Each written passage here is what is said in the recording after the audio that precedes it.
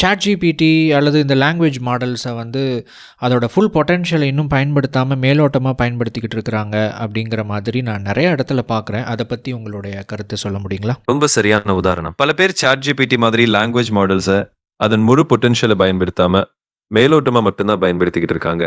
Internet ஒரு பெரிய வாய்ப்புகளின் கதவை திறந்தது.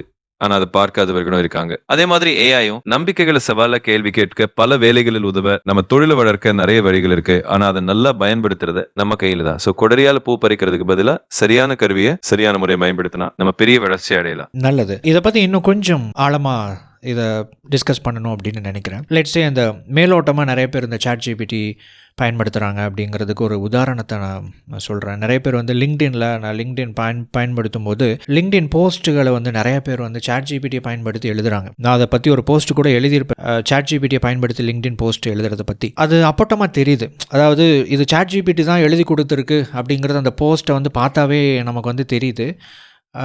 இதை பற்றி நீங்கள் என்ன நினைக்கிறீங்க? இந்த மாதிரி ஒரு content creation, especially content creation, post எழுதுறது அப்படிங்கிறது எல்லாமே வந்து ஒரு பர்பஸ்க்காக தான். இப்போ நான் ஒரு கண்டென்ட்டை உருவாக்குறேன், நான் ஒன்று எழுதுகிறேன் அப்படின்னா நான் என்ன நினைக்கிறேன் அப்படிங்கிறத மக்கள் தெரிஞ்சுக்கணும் அப்படிங்கிற அந்த ஒரே பர்பஸஸ்க்காக தான் நான் எழுதுறத மக்கள் படிக்கிறாங்க.